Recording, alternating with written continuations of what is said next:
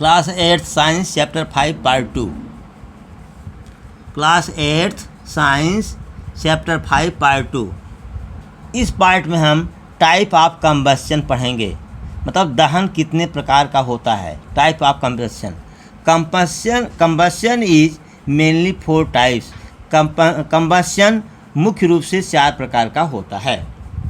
पहला है spontaneous combustion. Spontaneous combustion तत्काल दहन। क्या? तत्काल दहन। इन this type of combustion substance catch fire on its own.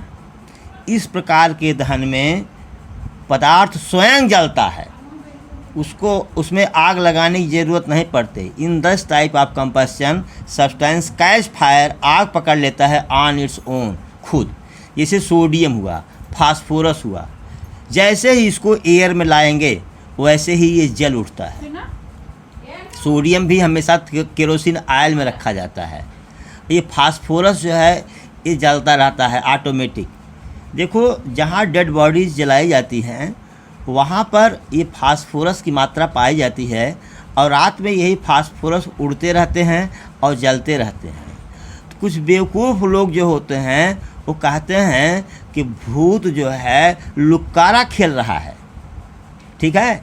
लेकिन वास्तविकता क्या होती है, ये फास्फोरस जो है हवा की उपस्थिति में जलता रहता है। कह रहा है कि दे बर्न्स इन एयर, ये हवा में जलते हैं। कौन? स्पॉन्टेनियस कंबस्शन में, ठीक है। मैंने 2 एग्जाम्पल दे दिया, सोडियम और फास्फोरस का। ये खुद के खुद जलने लगते हैं, इनको जलाने की ज़रूरत नहीं होती।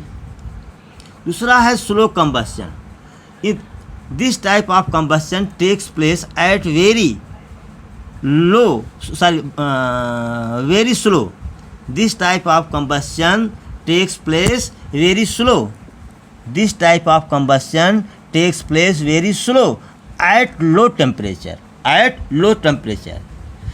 इस प्रकार का कंबस्शन बहुत ही धीमे धीमे होता है और बहुत ही कम ताप पर होता है। अब आपको बता दें कि जो कुछ हम खाते पीते हैं, जैसे मान लीजिए रोटी है, चावल है, गुड़ है, चीनी है, इसमें क्या पाया जाता है? कार्बोहाइड्रेट। क्या पाया जाता है? कार्बोहाइड्रेट। ये कार्बोहाइड्रेट, ठीक है, ये जब हम खाते हैं तो ये ब्लड से होता हुआ हमारी कोशिकाओं में पहुंचता है। कहाँ पहुंचता है? कोशिकाओं में, सेल में पहुंचता है। होता क्या है, जब सेल में पहुंचता है बेटा, तो वहाँ ब्लड के जरिए ऑक्सीजन ही पहुंचती है। तो कार्बोहाइड्रेट पहुंचा कहाँ? सेल में। ऑक्सीजन पहुंचा कहाँ? सेल में। इसके बाद इंसुलिन वहीं पहुंचता है। इंसुलिन ना, ये तीनों मिलकर क्या करते हैं? कार्बोहाइड्रेट का कंबस्शन करते हैं, कार्बोहाइड्रेट को जलाते हैं। तो क्या बनता है? ऊर्जा, एनर्जी, जिससे हम काम करते हैं। कार्बन डाइऑक्साइड, जिसको हम अपनी नाक से बाहर निकालते हैं, और एंड वाटर बनता है, ठीक है। तो ये कौन सा कंबस्शन है? ये स्लो कंबस्शन है। ये हमारे शरीर के अंदर होता है। बेटा यहीं पर एक बात बता दे रहा हूँ, जो इंसुलिन होता है वह कैटलिस्ट का काम करता है, उत्प्रेरक का काम करता है। जैसे जब हम लोग उपली कभी कभी जलाते हैं, नहीं जलता है, तो हल्का सा मिट्टी का तेल डाल देते हैं तो उपली जल्दी से जल जाती है। तो वही काम है इंसुलिन का। जब हमारी शरीर, इसको पैनक्रियाज बोलते हैं, हमारे शरीर में एक ग्लैंड होती है जिसको कहते हैं पैनक्रियाज। तो पैनक्रियाज क्या करता है बेटा? इंसुलिन का स्राव करता है, ठीक है। जब हमारा पैनक्रियाज काम करना कम करता है तो इंसुलिन की कमी होने लगती है। जब इंसुलिन की कमी होने लगती है तो ये जो कार्बोहाइड्रेट, जिसको शुगर भी कहते हैं, तो शुगर पूरा जल नहीं पाता है, तो वो लौट करके हमारे ब्लड में आ जाता है। लोग कहते हैं कि इनको डायबिटीज़ हो गया, मधुमेह हो गया, ठीक है बेटा ना। तो उसको जो है दवा दी जाती है जिससे कार्बोहाइड्रेट सेल में आसानी से जल सके। तो यहाँ पर जो हमने एग्जाम्पल लिया है बेटा, एग्जाम्पल लिया है combustion of carbohydrate in our cell, हमारे कोशिकाओं में कार्बोहाइड्रेट का जो कंबस्शन है वो क्या है, स्लो कंबस्शन है। अब तीसरा आता है रैपिड कंबस्शन।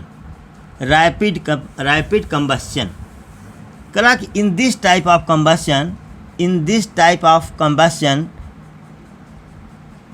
इन नहीं कर क्यों लिखो this type of combustion takes place in presence of very small burning agent. कह रहा है कि जैसे चिंगारी से जब कोई चीज़ जल जाए, चिंगारी से, केवल चिंगारी से, कह रहा ना वेरी स्मॉल बर्निंग एजेंट क्या है, चिंगारी है। ठीक है, तो इस प्रकार का कंबस्शन कब होता है, केवल बहुत स्मॉल बर्निंग एजेंट की उपस्थिति में, जैसे चिंगारी।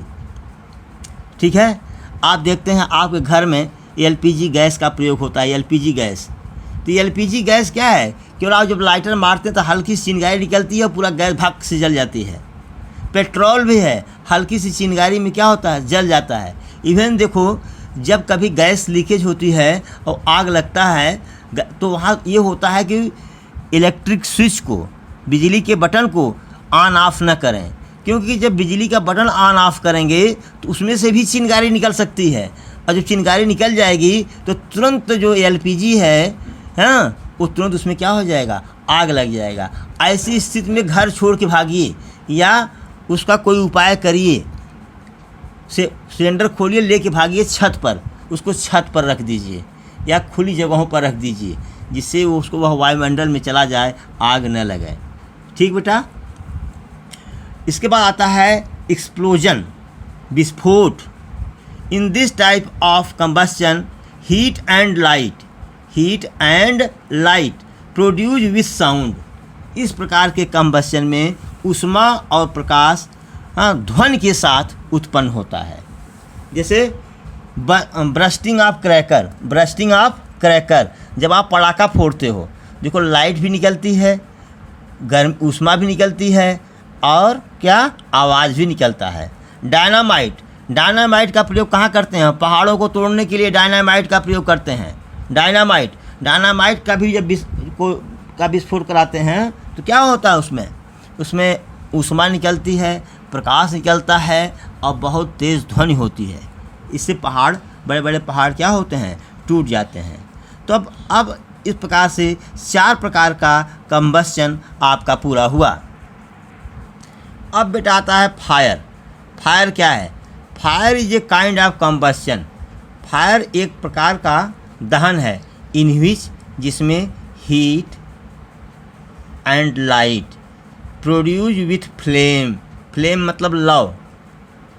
फायर माने आग, एक प्रकार का कंबस्शन है, एक प्रकार का दहन है, इन विच जिसमें हीट, ऊष्मा एंड लाइट और प्रकाश प्रोड्यूस उत्पन्न होता है, एलॉन्ग विथ फ्लेम लव के साथ। तो आग एक प्रकार का कंबस्शन है जो हीट, लाइट फ्लेम के साथ उत्पन्न होता है, लव के साथ उत्पन्न होता है। अब आप पढ़ेंगे फायर एक्सटिंग्यूशर, अग्निशमक यंत्र।